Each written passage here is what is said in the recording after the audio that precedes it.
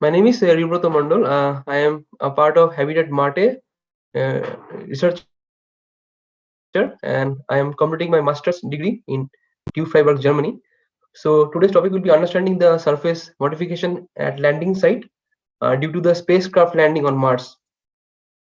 So moving to the next, we can see that here is a launch and landing center that is on Earth. And as we can see that on Earth is like a flat ground. Moreover, like there is no kind of uh, no bulges, so it's not a problem for landing and launching for rockets or for landing for other spacecrafts. But as we see in Mars, that Mars was once full of water and warmer with thick atmosphere, but now the atmosphere on Mars is very thin, and it has like less amount of like nitrogen and oxygen. Mostly it's made up of carbon dioxide, and the atmosphere is only about 1% dense, that is of Earth atmosphere. Going to next, we can see a lot of launching sites on Earth that are close to the equator because it is better for propulsion, and so as also has a low elevation allowing enough atmosphere braking during descent. So and rock free terrains, craters and soft terrains with the opportunity for soft landing. And yeah, so going next is the ideal launching site. That is the Kodur lies at the latitude of 5 degree 3, just over 500 kilometer north of the equator. It is the nearest to the equator and makes it mostly ideal for launching of geostationary transfer orbits because its few chances have to be made to select for trajectory. I will be going next to mm,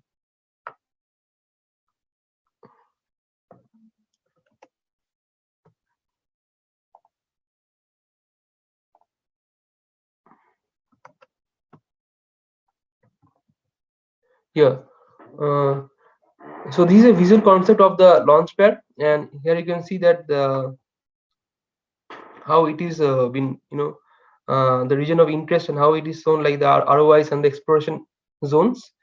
Then coming to the launching center, here we can see the art from where the satellite is being launched, and it's open up here, and there are three ways how we can use the satellite to land on Mars. One way is we can use parachute. The other way we can use the jet propulsion, and the third way is we can use a jet propulsion and the combination of this parachute for landing. I will talk about that later. So here you can see the pictorial representation of that thing that I'm going to talk. And yeah, so here they're entering the Mars atmosphere, is a Mars orbit. So it's opening up here, and then it is landing. And going next, this is a launch vehicle. Mm, and here is the oxidizer tank. This is the main thing that is going to land on Mars, and I will talk about how it is how are the conditions and things that are need to be kept in mind while landing, and what are the current concepts that I'm using. And so landing on Mars is hard, so because European Space Agency has tried a lot to land like yeah the rockets on Mars since 2003, but none of the plan has got the attempts were failed. And a couple of months ago, the ExoMars landing demonstrator crashed onto the planet's surface, so, and which lose contact to the mothership. And now European research minister has agreed to about 500 million euros to give this research a boost, because it's beneficial for the for find the life, and also for the Martian surface, this human this research. And it is also hard to land on Mars is because the atmosphere pressure is very low, that is less than 1% of the Earth's surface pressure. This means that any probe will descend very rapidly to the surface, because there is no obstruction, or the gravity is also very less on Mars. So something should be there to slow down the process. And adding to this, the landing has to be done autonomously, as a light travel light time from Earth is very like the time uh, uh, lag is there 22 minutes. So we cannot control the rover from the Earth. So it should be autopilot, or it should have something programmed before, so that it can act by itself. So the things that we can use is like we can use the AI technology to learn the surface structure and also the drag coefficients. And NASA and Russia have had their own problems with landing in the past before the spectacular success with the US mission like Vikings and Pathfinder was successful in landing. This is the diagram of how the is like the three ways how we can land on Mars surface. So here we can see this entering the Martian atmosphere, and here we have having a peak heating. So we need to shield the rover with the shield, so that there is no kind of heat coming inside and destroying the rover. And then there is a parachute deployed. Interestingly, this parachute should be in such a like only we cannot use only parachute, because the drag velocity is too much, and it will come down drastically. So the to be exact, like the parachute should be like 25 times, like 25 meters, 25 kilometers square area for having a proper drag, or to have a proper landing. But that's not possible, so we initially have a parachute deployed, and then the heat shield is separated, so that the weight is less now. And then from that there is a power descent, which is used like the thrusters. And these thrusters held the rover in a position where it is been landed with some cable, something like that. So this was the concept that was used before, and now there is a modern concept used like a balloon, which I will talk about it later. So it's like a sky crane that is helping to land the rover with like yeah, this sky crane is being automated, so that it doesn't collide with the soil, with the crust, with the Mars crust. And then this it's fly away, and the rover get landed here. So I break this step into 8 parts. First of it is the atmosphere entry. So the small trajectory corrections during the seventh month journey in space have ensured that the spacecraft enters Mars atmosphere at exactly the right spot at exact the right angle, which is around 12 degree. And the Mars atmosphere is 100 times thinner than Earth's. So the Mars has just enough atmosphere that you have to deal with. Otherwise, it will destroy the spacecraft, because it is not so thick enough to adequate the slow it down. Then we also need to have the heat shield. Due to atmospheric friction, the speed is reduced within 2 minutes from 20,000 kilometers per hour to 1600 kilometers per hour, while the external temperature reaches like 1300 degrees Celsius. And all this time, small thrusters fires on the back shield, adjusting the angle and direction of the lift to guide the spacecraft and stay on the path to the down range target. Then after the heat shield is been activated, and then the parachute is uh, launched around 11 kilometers above the ground. A large parachute is deployed, and the heat shield separate and drop away, because it reduces the mass, which also help in lowering the velocity. The rover is exposed to the atmosphere of Mars for the first time, and its landing radar bounces against signals to the surface. So the down part, the heat shield is being removed, and it sends signals to check the distance from the ground, and accordingly, the thrusters will come into effect. So the landing radars bounces signals of the surface to the figure out the altitude, while new terrain relative navigation technology uses a special camera to quickly identify the features on the surface.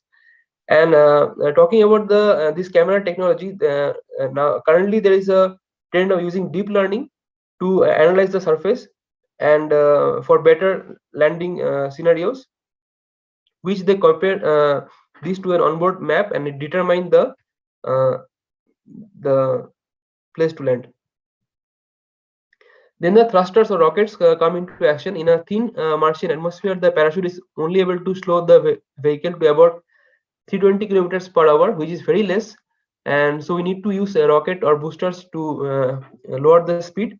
So Perseverance must now cut itself free of the parachute and around 2 kilometers above the ground, the rest of the way down using the rockets. The sky crane is used from the main this thing, the heat shield. So the sky crane lower the rover slowly to the final descent speed of about 2.7 kilometers per hour. It initiates the sky crane maneuver with about 12 seconds before the touchdown. Um, at about 20 meters above the surface, the descent stage lowered the rover on a set of cables of 6.4 meters long. Meanwhile, the rover unstops its mobility system and locks its legs and wheels into landing positions. Now, the final is the touchdown. As soon as the rover senses that its wheel have touched the ground, it quickly cuts the cable connecting it to the descent stage. This frees the descent stage to fly off to make it own uncontrolled landing on the surface and safe distance away from the Perseverance. So the sky crane maneuver, cuts its link with the main rover and flies off to a different position so that there is no disturbance to the rover. Next, we'll talk about the artificial intelligence that is helping in landing. So, several years after first moon landing, experts are now looking for more advanced technologies to understand the space exploration a little bit better. And with recent technologies and discoveries, AI has shown a lot of immense potential in the space exploration, such as global navigation, Earth observation, and communication to and fro. Moreover, the machine learning algorithm has been used in monitoring the spacecraft and autonomous navigation to the spacecraft and controlling system and intelligence detection of objects in the route. So there can be also some thing that can come in the route, so that can also be encountered through artificial intelligence. And so yeah.